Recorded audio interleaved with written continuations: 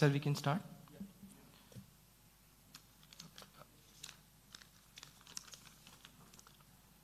Good evening, friends from the media. First of all, I would like to formally welcome you to this press conference by the Honorable Commission on review of poll preparedness for the forthcoming simultaneous State Assembly and Lok Sabha elections 2024 in Andhra Pradesh.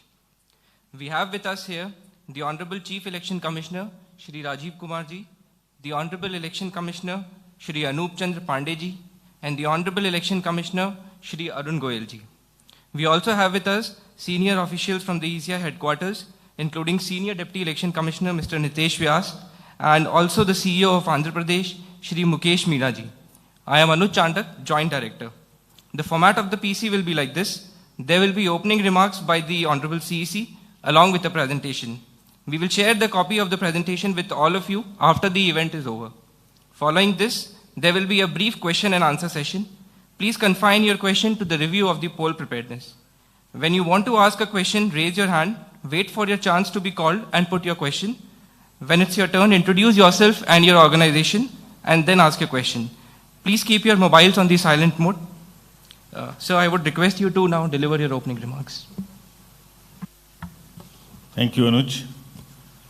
Honorable Election Commissioner Shri Anup Chandra Pandey Ji on my right side, Shri Arun Goyal Ji on the left, Shri Mukesh Kumar Meena, your own Chief Electoral Officer here, Shri Nitesh Vyas, who is the Senior Deputy Election Commissioner and looks after Andhra.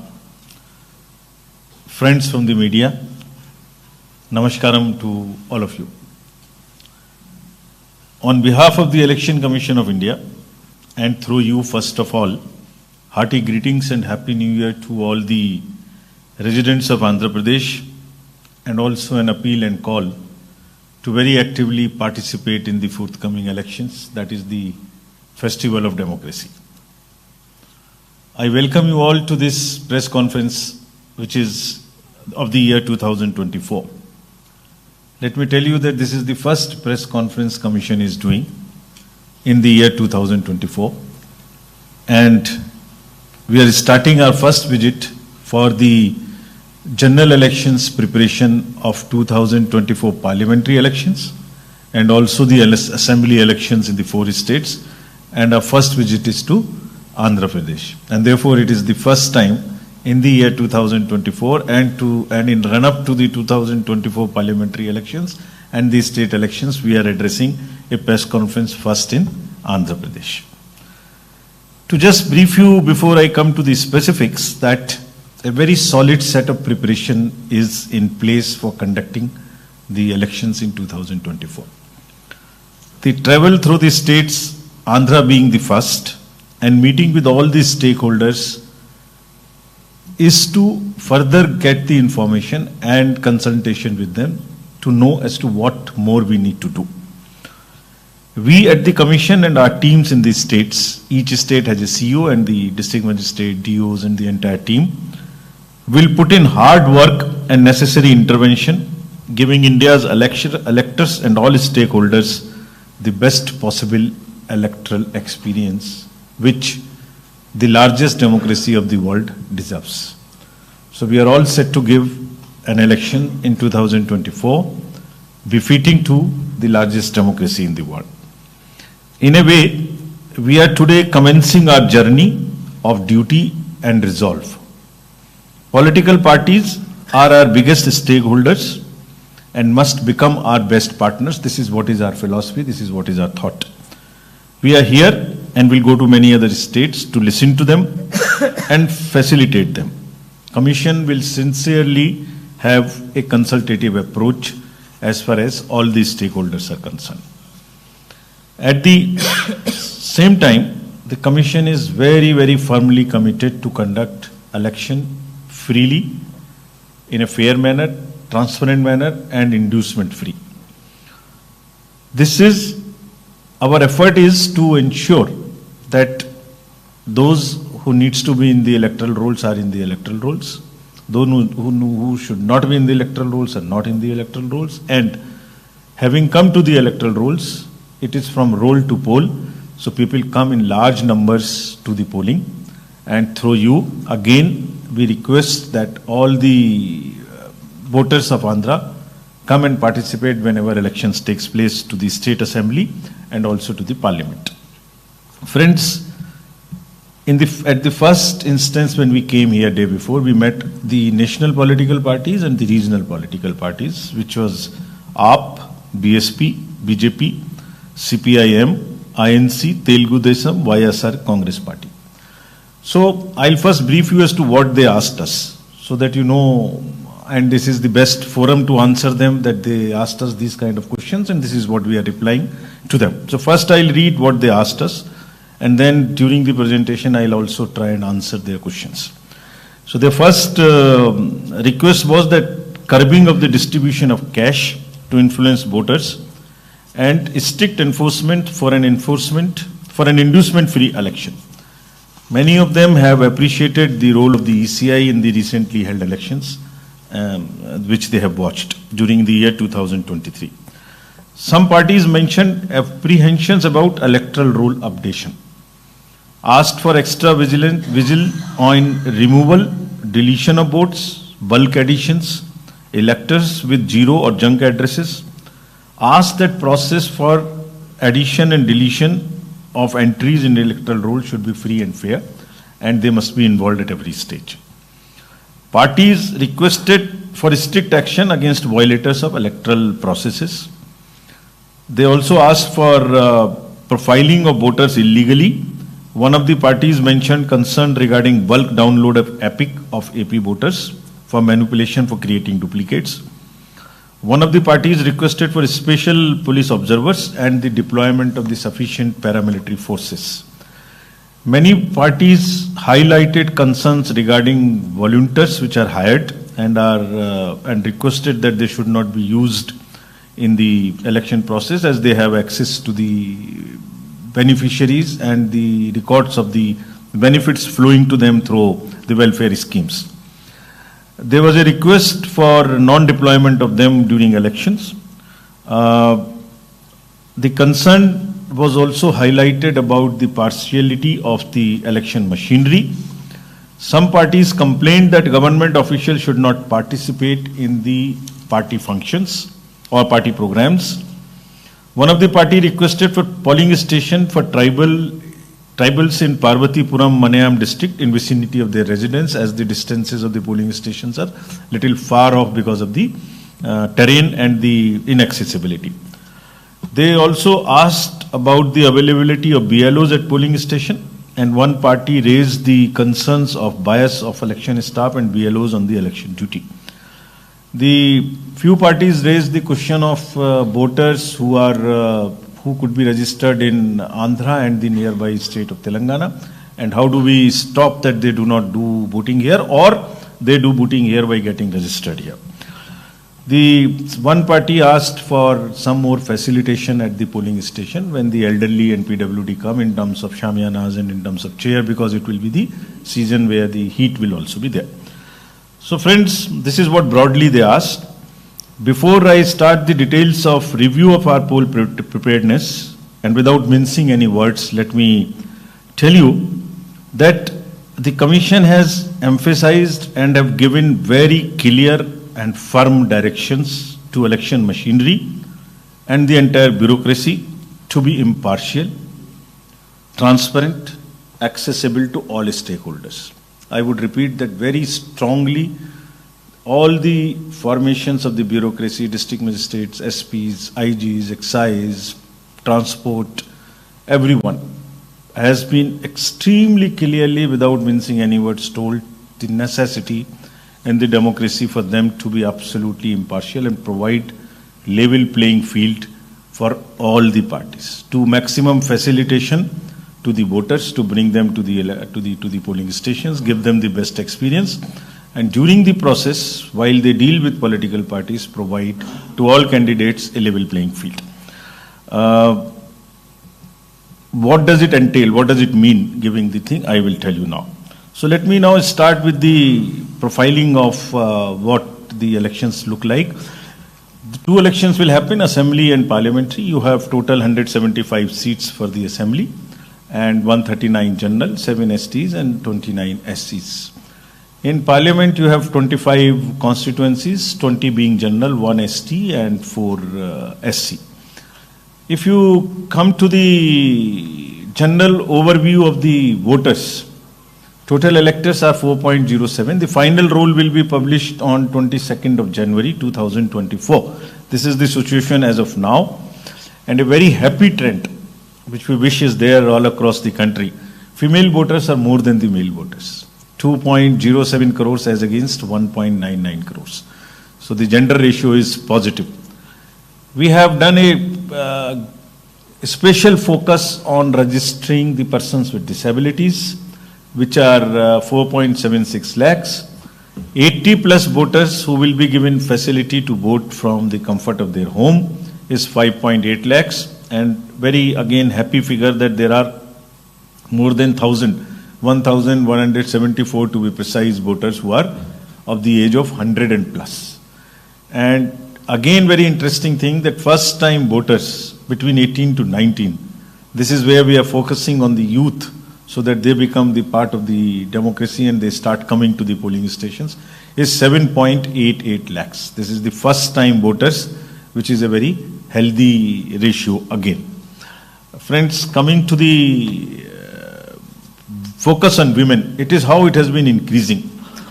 There are, it is increasing from 10-13 as a gender ratio to 10-36, which is an extremely healthy gender ratio.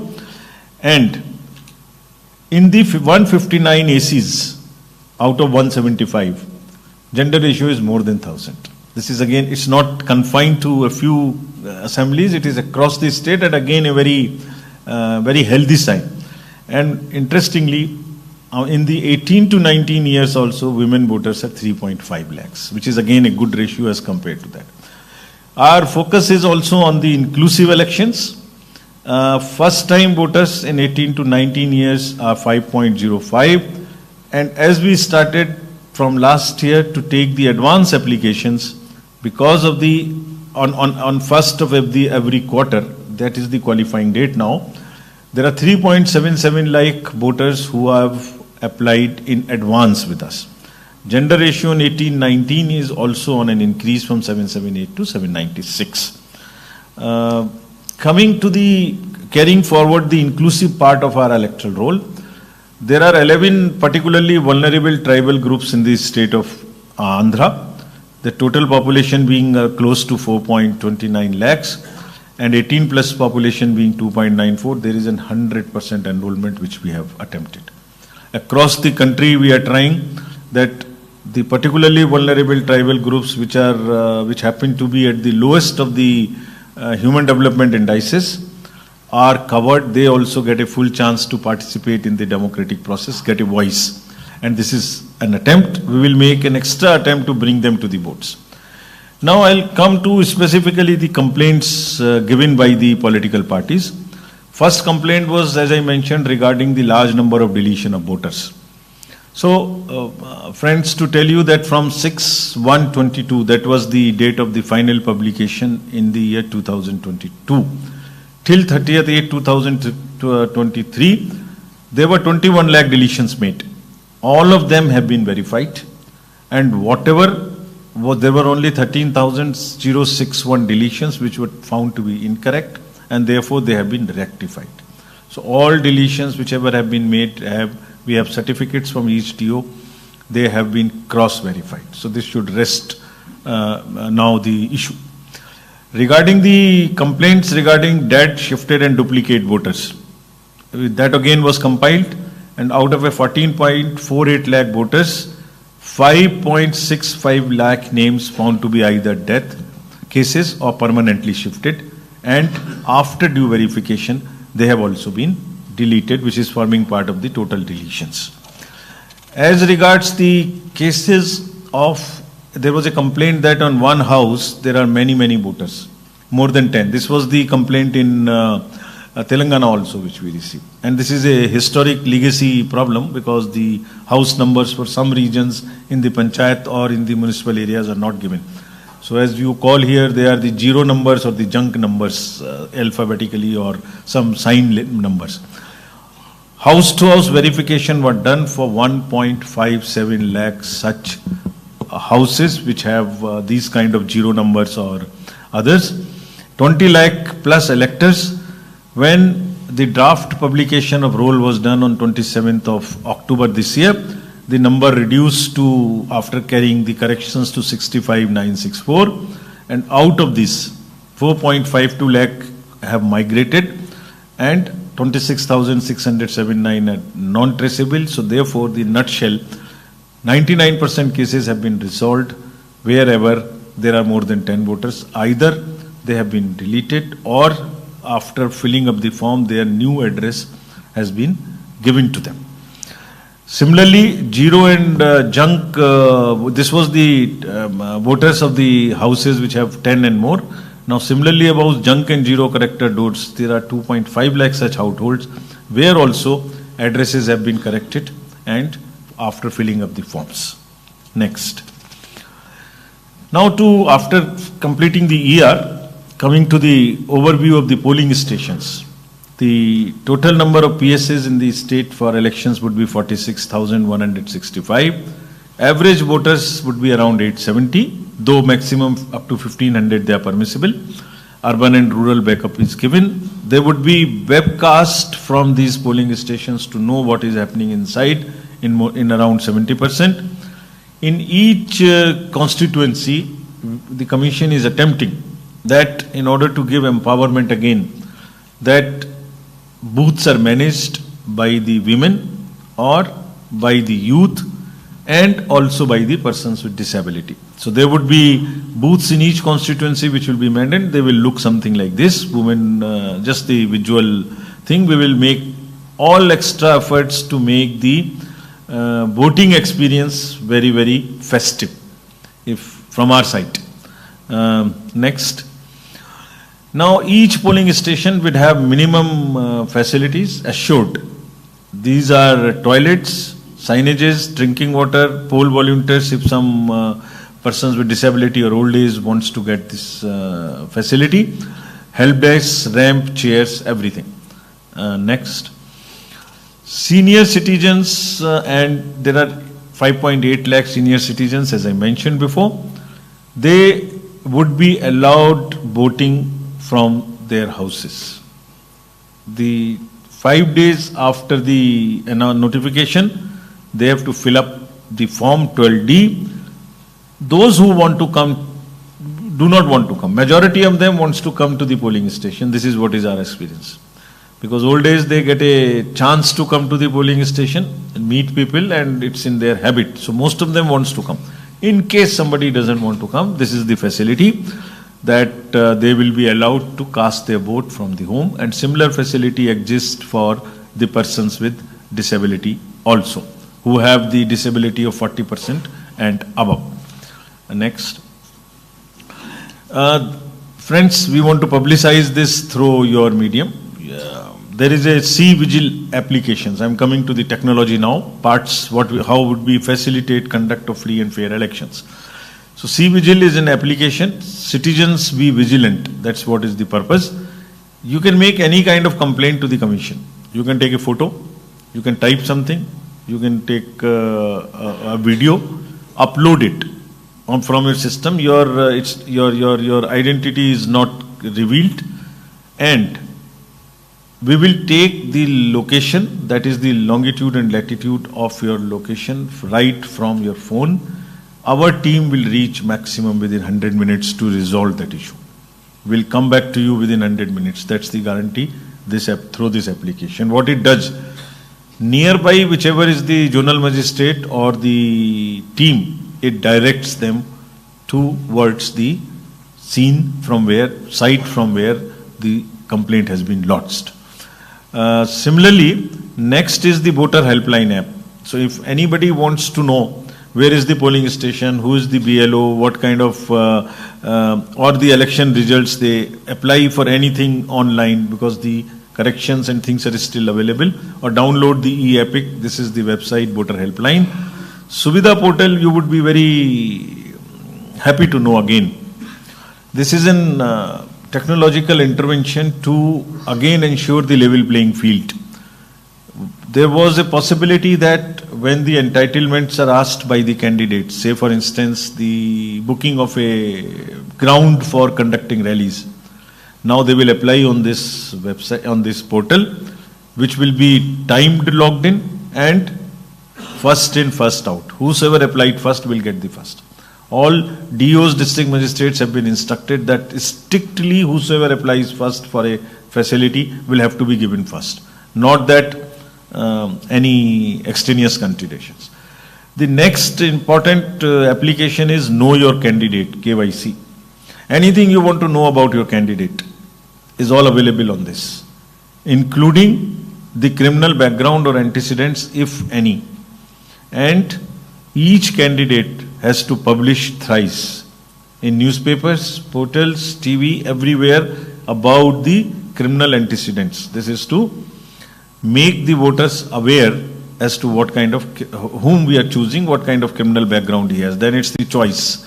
So it's the informed voter who takes the decision about the background one must know. So this application enables the voters to know about their candidate, including their affidavits, including their assets, liabilities, whatever they file along with the nomination form in terms of the affidavit gets uploaded here. So their picture, their criminal background, their assets, liabilities, everything is here. So know your candidate before you decide whom to vote. Now, coming to the law and order and how would we ensure that the freebies and money and these kind of things are not are checked. There are total 139 checkposts which have been made. As you know, there are 5 states and 1 UT with which Andhra has the border. Across the border and across the departments, police has around 95 checkposts. GST would have 29, road transport 3, forest checkposts 12, 139. We have asked very strictly all these departments to not work in silos. Let them work as a team so that even the transport, GST, police, everybody knows what is happening in the state. I'll cover this little later.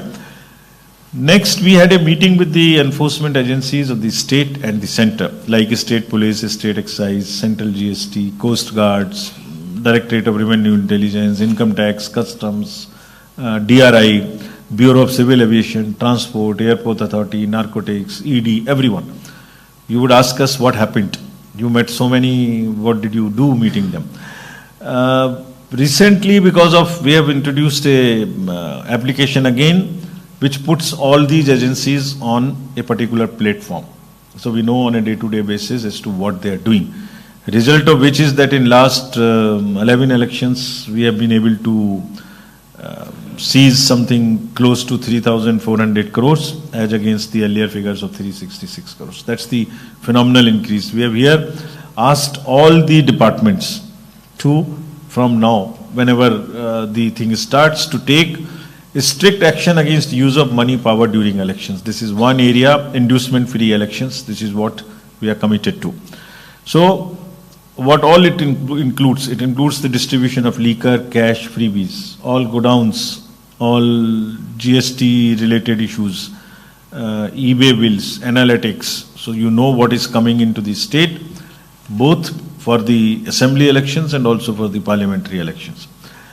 And it is not that you take action only against the small handlers of the liquor, those who are carrying it. Go to the kingpins, who are the organizers of crime. Similarly, there would be a strict watch on the cash, if through by the banks, by the wallets, by the UPI, by whatever mode it gets transported. All the airports and helipads would be checked for all kinds of helicopters and air services on intelligence basis, and also the helipads and airstrips for all chartered unscheduled flights as well. As I mentioned, that the list of godowns and everything which can be used as freebie, like machines, electronic goods, garments, sarees, this, that and the other, that's all exercise would start. the commissioners and all others who are involved in this, both state side and central side, are working on this. We start working on this. District officials have also been said 4 or 5 things in very, very detailed, without any doubt in their mind. Number 1, their behavior, their all actions have to be absolutely impartial. There is any complaint about non-level playing field, any action which amounts to favoring somebody would just not be acceptable to the Commission. This is what has been made extremely clear to them. They have also been clearly told that it is their duty that the bureaucracy at the cutting edge level, below the district magistrates and the SPs, the SHOs, ASIs, revenue staff, excise inspectors, all who have the ground on the feet on the ground, those fellows are controlled by them. It is their responsibility. We will make them, the district level officials and senior officials, responsible if anybody at a lower level attempts or tries to favor somebody. They have to definitely, without saying so, this is their duty, that they desist from participating in any political activity of whatsoever shade or shape or size it can be. We'll deploy observers during the elections so that they can keep watch on all of these facilities. The staff which are going to the polling will cast their votes at the voter facilitation center instead of carrying that vote postal ballot home. Next. Anybody who is trying to interfere in the polling process, a polling activity, a campaign, would be strictly dealt by the district officials. All the non-bailable warrants will be executed by the police in time-bound manner. They have already started it. They will bound down those who can create mischief, especially in areas where some kind of fights can take place. They have identified those kind of areas. There would be a social media cell working in the districts, SP's offices, so as to handle the fake news. That's become other than the awareness activities which we do through the social media, there is also an equal amount of the fake news which comes, the negative narratives, false. They have been asked to very strictly take action against those kind of news. Police has in particular been also asked that whenever they are doing preventive actions of 107, 110, 140, pull under section 32, bound down fellows who can create mischief, they have to be absolutely neutral. It should not be one party, not the other party, or one region, not the other region.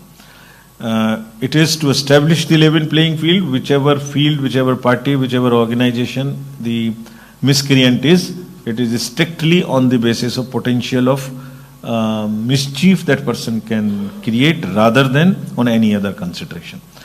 There would be an MCMC committee in each district to pre-certify the political advertisements, as is the standard practice. This is what has been told to the DOs very, very clearly. Friends, let me reiterate that we are fully committed to conduct elections free, fair. I will keep repeating: free, fair, impartial, and inducement free. This is the motto, and there are 3 basic pillars of this which we follow. Whatever we do, make it known to everybody. This is a disclosure. If there is an electoral roll, disclose it. If there is a EVM movement, disclose it. If there is whatever is happening, disclose it on the website, disclose it to the political parties. Give them free copies of the electoral roll, ask them to make observation. Second, involve everybody at every stage. So, political parties are involved at every stage of the election process, whatever it is. Randomization, employment of forces, machines, polling stations, electoral roll, everywhere. Media is involved by and large at every stage. It's free. Please come and see. Tell us what we need to improve. You are our best allies. It's only through you that we ensure not only what we want to say to the voters, as I am saying, please come and vote, but also through you. If you see for yourself, you know what is happening. You are there on all the booths. You know how the people are voting.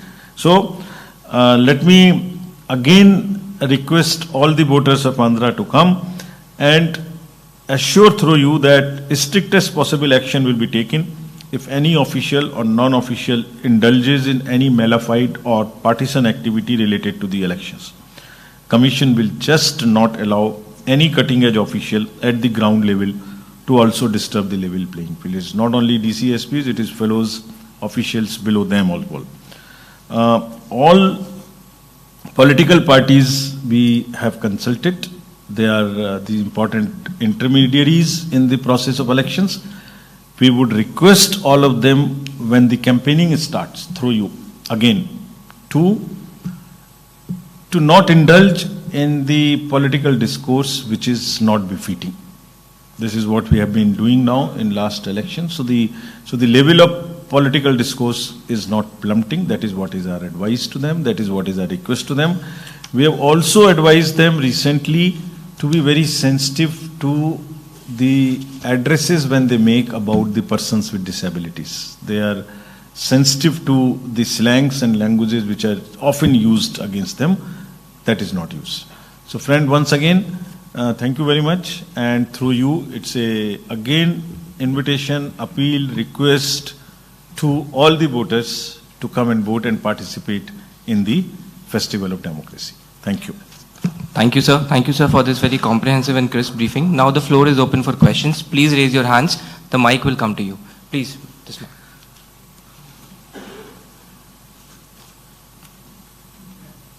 Thoda fast move kar.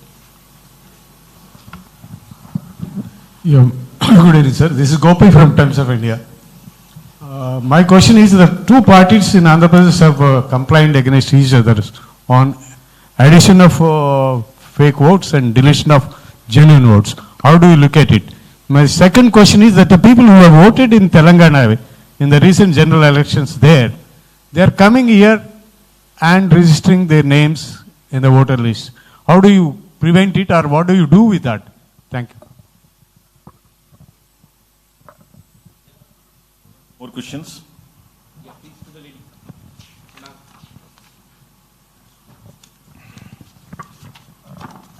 Good evening, sir. This is Rehana from NTV. So when can we expect schedule for general election in Andhra Pradesh or general election? So another my question is, what are the actions EC is going to take on the complaints have given by political parties, what you mentioned, sir? Thank you.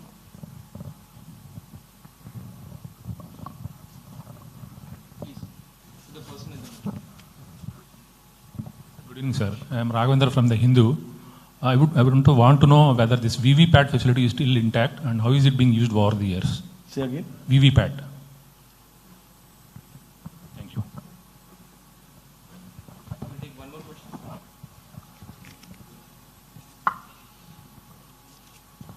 Sir, I'm Sharon from PTI. You have mentioned that candidates have to publish their criminal record. So in 3 newspapers like that. So how does it work? Do they have to, like, I have these many cases are against me. Do they have to go like that, publish an advertisement about their criminal antecedents? Sir, this is Dhananjay from ETV, sir.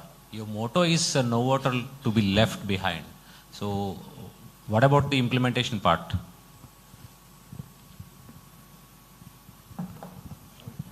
Sir, my name is Mukkanti, Act TV, sir.